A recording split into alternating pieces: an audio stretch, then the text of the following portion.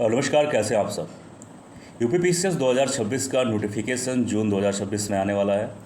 और अगर आप 2026 का एग्ज़ाम देने वाले यूपीपीसीएस, तो आपके लिए गुड न्यूज़ ये है, और आप सभी को कहीं ना कहीं मालूम ही था, लेकिन मैं बताता चलूँ कि इस बार वैकेंसीज़ बहुत ज़्यादा आने वाला है। यानी तकरीबन 1000 से ज़्यादा वैकेंसी आएगा, तकरीबन मान के चलो आप 1200 के आसपास।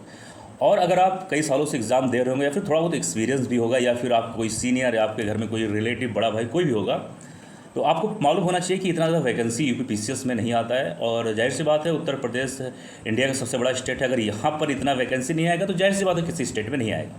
तो आपके लिए एक बेहतरीन मौका है कि अगर 1000 से ज़्यादा वैकेंसीज आने वाली हैं, तो आपके पास एक बेहतरीन मौका है, क्योंकि 2027 में चुनाव है, फिर जल्दी इतना ज़्यादा वैकेंसी देखने को नहीं मिलेगा। ठीक है, तो आपके पास एक गोल्डन चांस है। अब आपको क्या करना है, ये इंपॉर्टेंट है। देखिए, आप सभी को मालूम है कि ये 3 फेज़ में होता है, प्रीलिम्स, मेंस और इंटरव्यू। आपको सबसे पहले आपको ध्यान देना चाहिए आपको अपना सिलेबस।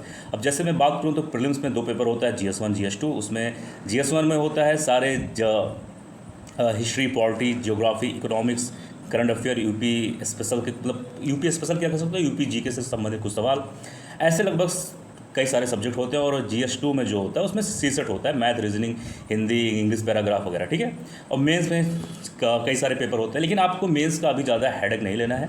आपको मेजर सब्जेक्ट पे ध्यान देना है। मेजर सब्जेक्ट वैसे होते हैं जहाँ से नंबर ज़्यादा उठते हैं, ऐसे सब्जेक्ट होते हैं जिसमें कम मेहनत में ज़्यादा नंबर लाया जा सकता है। अब जैसे अगर मैं बात करूँ तो पॉलिटी, ज्योग्राफी, इकोनॉमिक्स, हिस्ट्री, ये ऐसे सब्जेक्ट हैं जो कि प्रीलिम्स और मेंस तीनों में ये इंपॉर्टेंट होते हैं, और साथ ही साथ इन्वायरमेंट। ये 5 सब्जेक्ट, अगर आप 5 सब्जेक्ट बेहतरीन तरीके से पढ़ लेते हैं, बेहतरीन तरीके से उसको रिवाइज करते हैं, तो आपका प्रीलिम्स में उससे सिलेक्शन होगा। जाहिर सी बात है, मेंस में आपको बहुत ज़्यादा बेनिफिट मिलने वाला है। तो आप प्रीलिम्स जब आप पढ़ें तो मेंस ओरिएंटेड पढ़ें। ठीक है, ऐसा ना करें कि आप सिर्फ प्रीलिम्स ही प्रीलिम्स पढ़ रहे हैं। अगर आप प्रीलिम्स में पॉलिटी पढ़ रहे हैं, ज्योग्राफी पढ़ रहे हैं, हिस्ट्री पढ़ रहे हैं, कोई भी सब्जेक्ट पढ़ रहे हैं, कोशिश करिए जो मेजर सब्जेक्ट है जहाँ से बढ़िया नंबर उठते हैं, बढ़िया सवाल आते हैं, उसको आप मेंस ओरिएंटेड पढ़िए। ऐसा पढ़िए कि थोड़ा सा डीप पढ़िए, थोड़ा सा सही से पढ़िए, थोड़ा सा याद करने की कोशिश करिए कि आपका मेंस में कहीं ना कहीं वो ज़्यादा बेनिफिट आपको मिले। लेकिन आपको मेंस के लिए अभी से बहुत ज़्यादा परेशान होने की ज़रूरत नहीं है। अभी आप जो मेजर सब्जेक्ट उसको बढ़िया से तैयार कीजिए, उसको समझिए। उसके बाद धीरे धीरे जब आप खुद समझने लगेंगे तो आपका मेंस की तैयारी खुद ब खुद होने लगेगा। ठीक है, और कोई भी डाउट हो जरूर कमेंट बॉक्स में लिखिएगा। मिलते हैं अगले वीडियो में। जय हिंद, जय भारत।